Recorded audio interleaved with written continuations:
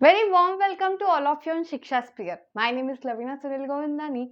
हमने colligative property का study start कर दिया है। उसमें हमने सेकंड कॉलिगेटिव प्रॉपर्टी भी स्टडी कर चुके हैं जिसका नाम है elevation in boiling point.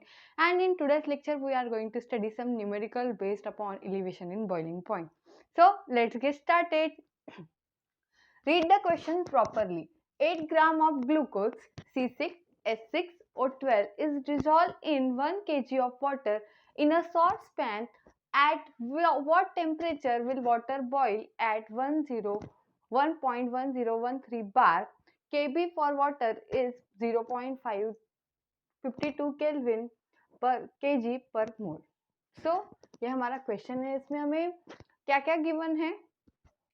18 gram of glucose given है, यानी वेट दिया गया है। हमारे गिवन मास हमको गिवन है सोल्यूट का। And then mass of a solvent given है, यानी वाटर गिवन है 1 kg। उसके बाद हमें केबी की वैल्यू यहाँ पर गिवन है। तो यहाँ पे हमें एलिवेशन इन बॉइलिंग पॉइंट वाला फॉर्मूला यूज करना है। ये हमें कैसे पता चलेगा मैम? तो ये देखिए, यहाँ पे हमें केबी की वैल्यू गिवन है। तो हमें पता है कि केबी क्या है।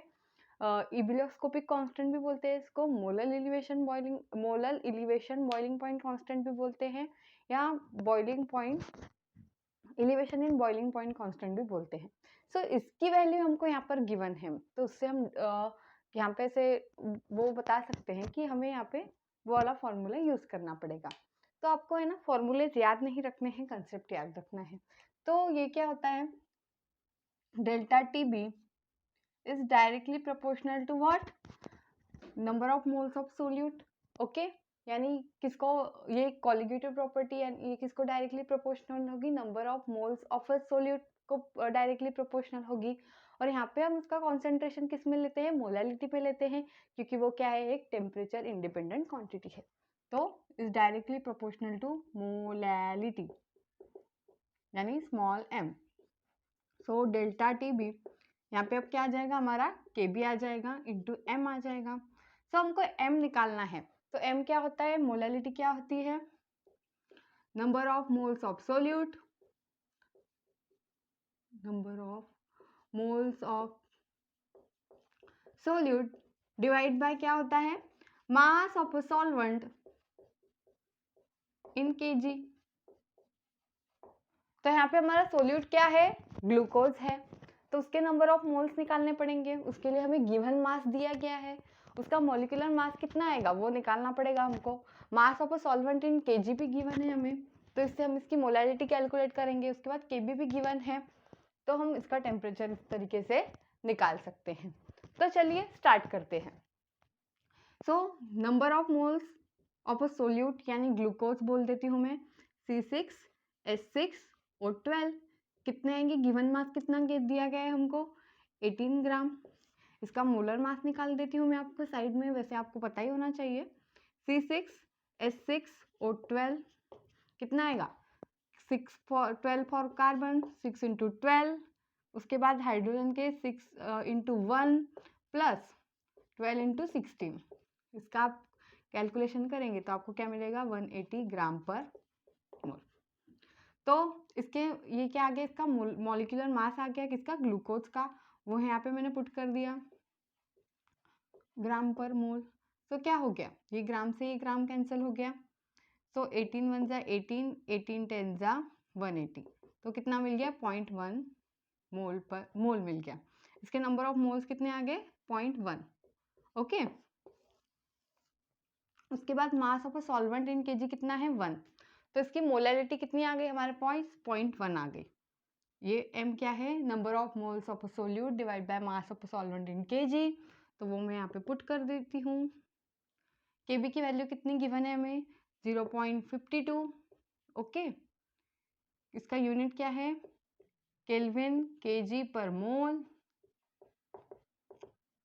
मल्टीप्लाई क्या आएगा? मोलैलिटी वो कितनी निकाली हमने? नंबर ऑफ मोल्स 0.1 निकाल दिए हैं मोल ऊपर। और ये देखिए यहाँ पे 0.1 निकाले हैं मैंने, इसको साइड में लिख देती हूँ, एक काम करती हूँ। Delta T B is equal to KB की वैल्यू कितनी है? 0.52 किलो केल्विन केजी पर मोल। और मोलैलिटी कितनी आ गई, number of moles of a solid divide by mass of solvent in KG, तो वो कितना आ गया है 0.1 नंबर ऑफ मोल्स आ गए, मास of a solvent in KG कितना है 1 है, तो इसकी वैल्यू कितनी आएगी, आ जाएगी मेरी 0.052, इसका यूनिट क्या है 0.1 मोल। सो ये देखिए ये मोल से मोल इनवर्स कैंसिल हो गया, ये केजी से ये केजी कैंसिल हो गया, तो मेरे को यूनिट क्या मिल गया, केल्विन मिल गया, तो मेरा आंसर क्या है, राइट है। तो ये तो डिफरेंस आ गया इसमें, ओके। तो हमको पता है जो हमारा वाटर है वो बॉयल कितने पे होता है, 100 डिग्री सेल्सियस पे होता है, राइट।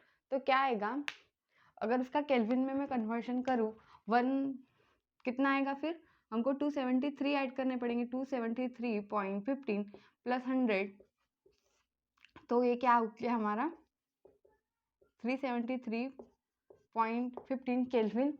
ये क्या आ गया हमारा boiling point of a water in Kelvin आ गया, राइट।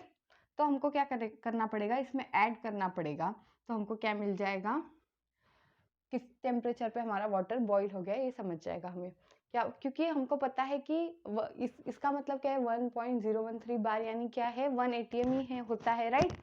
तो क्या होगा, हमारा जो वाटर है वो 1 ATM पे कितने डिग्रीज पे बॉईल होता है, 100 डिग्रीज पे बॉईल होता है, पर यहाँ पे हमको टेम्परेचर किस में चाहिए, केल्विन में चाहिए, इसलिए उसमें क्या ऐड कर दिया हमने 273.15 ऐड कर दिया, तो हमको क्या मिल गया 373.15 ऐड मिल गया।